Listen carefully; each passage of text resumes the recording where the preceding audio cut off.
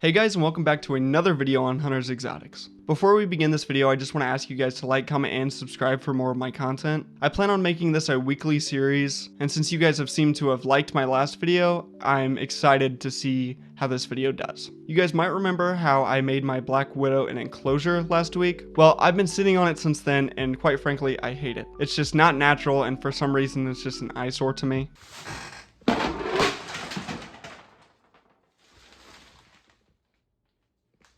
So over the last week, I've done a lot of research about bioactive Black Widow enclosures, and while it's not a very common thing, I think it can be done. It seems like there are some common themes when building a bioactive Black Widow enclosure. The first seems to be jars, and a lot of them. Now I've made these kind of ecosystem jars in the past, and they've turned out really well. In fact, the last couple of years I've kept these ecosystem jars.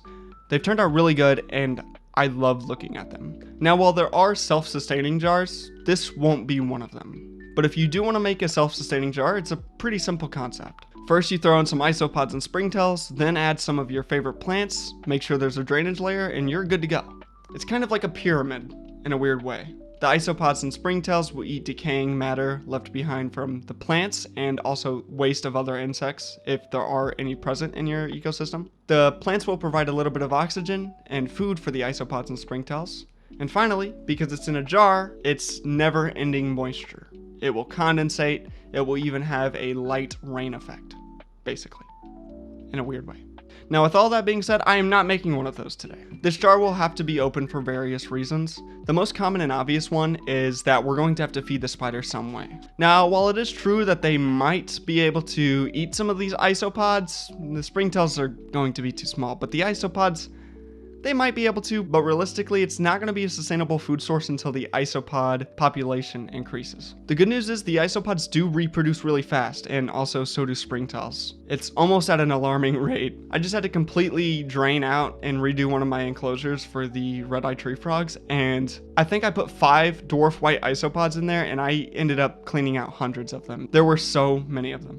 So now that we have the science of this ecosystem down, I think it's time we go ahead and build it.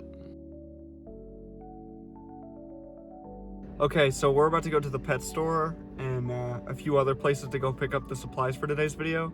I've got a crying baby and I've already been thrown up on once, so we'll see how this goes. But first we're gonna go on a road trip just to try to calm the baby's nerves, so off we go.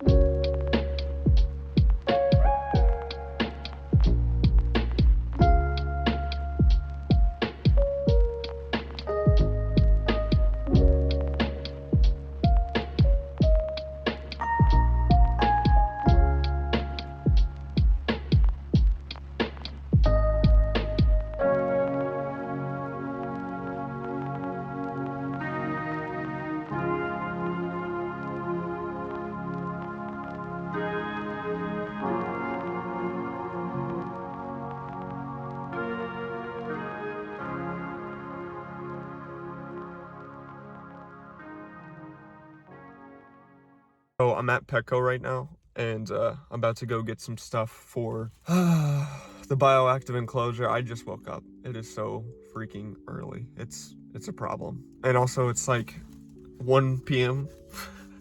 Oh boy. Well, I guess let's go ahead and get to the first store. So I didn't record inside of Petco just because, well, I know these people pretty personally, so there's that. However, I did pick up some powdered orange isopods. I don't know if they're alive actually at all. I really can't tell. I looked for a long time, but Josh's frogs. I picked up some bark. This is very crucial for the isopod and springtail health.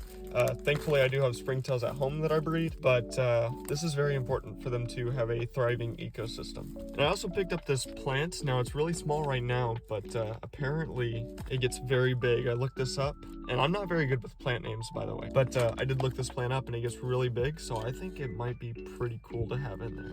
It's kind of got like a purplish color too, especially when it gets bigger. It's going to be almost completely purple, so that's kind of interesting. I'm excited to see what happens here. All right, on to the next door.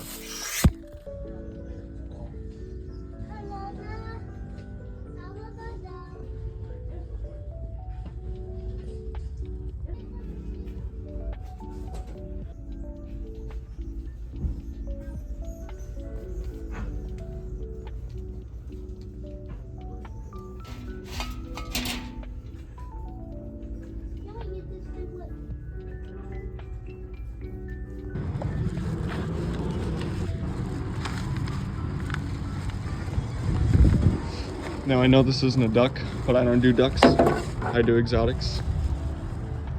So he's sitting up there. He'll go right in that dash. I'm sure he will.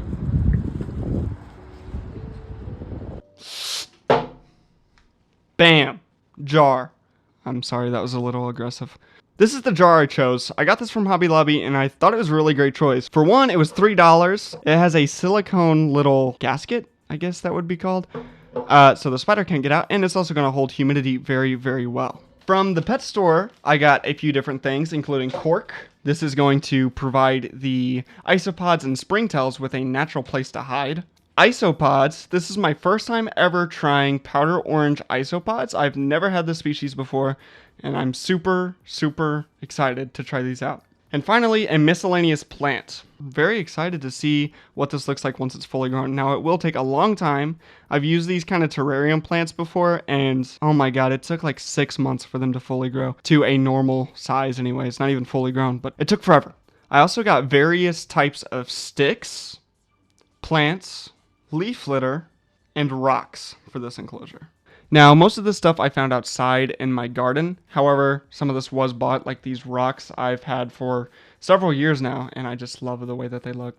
So now let's do what everybody loves, and let's add some hardscape. So the first step to having a nice ecosystem is going to be your drainage layer. This should be a couple inches high optimally it can be as simple as leaf litter and gravel, which is what I'm going to use today, or it can be something as high end as leca. It really just depends on what you're trying to look for.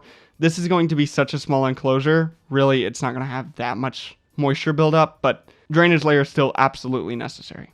So I've had these nasty rocks sitting outside for the better part of 3 months now, and I think it's time they finally get used. Okay.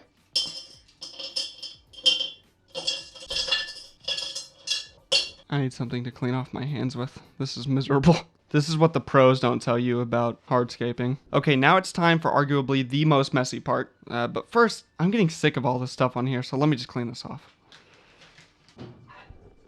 Okay, so now that we have nothing but our jar and the rocks here, we can actually add some soil now. Now this is just Repti soil.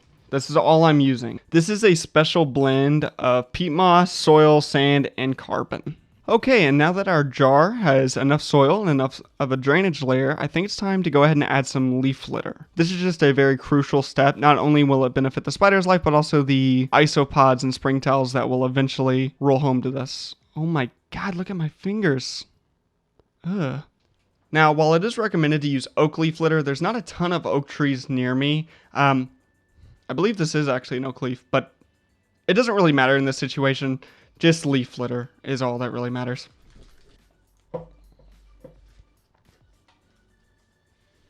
Okay, so now it's time to add some of these plants. I do really like this one, and I think that it will overgrow the tank. A lot of people don't like that look. I think it looks beautiful and stunning, so I'm going to add this one kind of right in the middle and see what it does.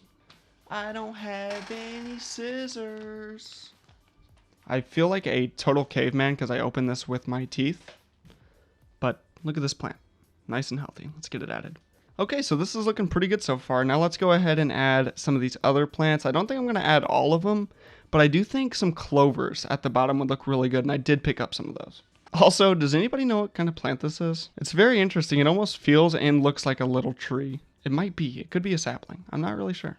So I had originally planned on using this whole thing of clover, but honestly, it's just way too big. I think I'm going to use this small little section here. Oh my god, this spider web. I think I'm going to use this small little section right here and see what happens. There is some root to this.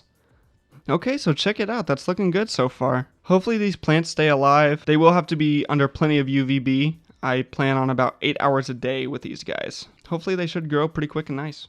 Okay, now before we go too crazy, we do need to add this cork. This is just for the isopods and springtails, and really, this is maybe a little too big for the population I'd like to have in here. But if we can somehow get this to fit in there all nice and snug, then I won't complain too much. Of course, I just want as many plants as possible in here. I'm not gonna lie, it kind of adds a cool centerpiece though, so I think I'm gonna keep it like this. This is really neat. I also think it's important to note at this moment that this will probably not be the Black Widow's forever home. They can get about 2 inches in length, and while this might be suitable, I would just hate to keep it in something this small. But right now, because she's a juvenile, this will be more than adequate. And even still, some of the adults that I see, they're kept in way smaller enclosures than this. So really though, I'm just unsure. But I definitely will upgrade her enclosure one day. And this little twig I'm going to add just for, of course, the web building. I think it would be really cool to see her build a web maybe from the top of this twig and even using the cork as a support. It would be really cool to see. So I'm going to add this in hopes, but kind of doubtful. But with all of that being said, I think this is coming to an end. I really love the way that the cork fits in here. I wasn't expecting that to be a centerpiece at all, but it turned out really good. I don't even think there's enough space in any of this to add a rock. Maybe right here, but again, I think the plants will just fill this out so much that there really won't be enough space. This rock is cool, but I think I'll save it for her next enclosure. Now it's everybody's favorite part. Woo! Isopods. Let's crack these bad boys open. Uh-oh, I don't see any at all. This is not good. Well, I've been digging through here for the last couple of minutes. I have not seen a single one, but surely they're in here. I did see some molts, so I'm just going to go ahead and dump these in and hope that they're in here. Okay, so the next step to this is adding springtails. I actually breed these myself, and when I tell you there are hundreds of thousands, I genuinely mean there are hundreds of thousands in here, so this will be a great cleanup crew. I suppose even if the isopods aren't in here, it's really not that big of a deal. The springtails will take care of it. It's just generally speaking a little bit slower.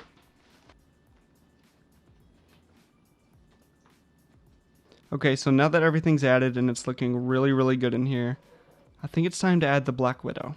Now, unfortunately, she did make a small little web inside of the skull, so I'm going to have to very carefully get her out of there, of course, without me getting bit and without startling her too much so she can start a new home in here.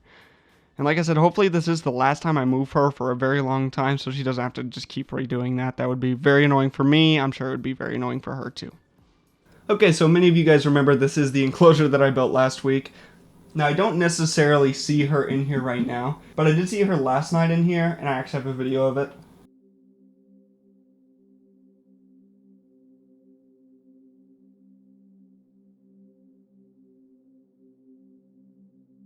She seems to have really built up her web in here, so I'm assuming that she is still in here. If not, it might require a little bit of searching, but it shouldn't be too big of a deal. Well, she's not on top, so that's a good sign. So let's see if we can't find her in here together. I'm not really sure where she's at. Oh, and there she is. I found her pretty early on. So it's kind of hard to see her in there, but maybe you can see the colors. I'm not really too sure. But anyway, she's in there, and I will have to try to get her out. So I figure the best way to do this is probably having her new enclosure off to the side, so I can just kind of quickly add her in there and then seal it off with the lid. Of course, I'm not going to be handling the spider with my bare hands. Some people do, but I'm just really not looking to go to the hospital tonight. I understand that her age might not be super medically significant, but, you know, it's just not worth the risk to me. So I'm going to carefully use a stick to remove her and put her in her new enclosure. Okay, so we're going to carefully and quickly try to get her out of this little area. She might run up the stick. I'm not really too sure. She might try to attack the stick. She might run out the side. I have no idea what she's going to do, but let's try to get her out. Oh, she had it for a second. Come on, just get it for a moment. There she goes. Oh. Of course, Pepper had to... Black Widow on the loose.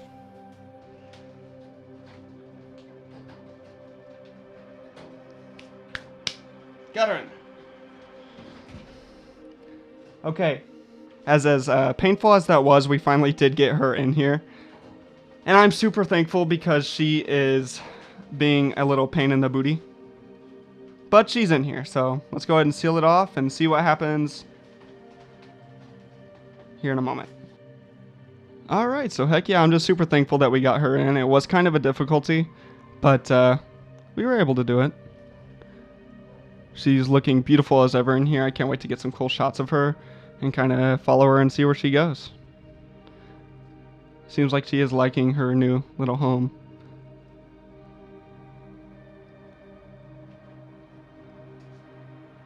She's walking on air.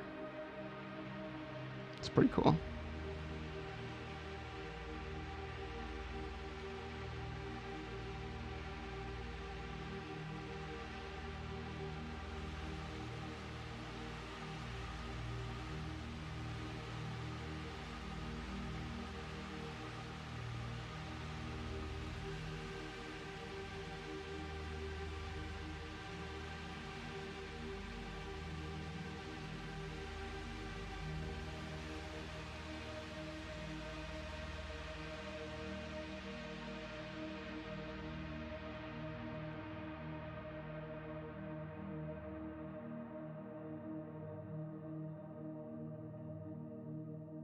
Thank you guys so much for watching all the way through the video. If you guys like content like that, please don't forget to like, comment, and subscribe. It really helps the channel out, and you're helping support me in this process while making these types of videos. Anyways, guys, I'll see you next time.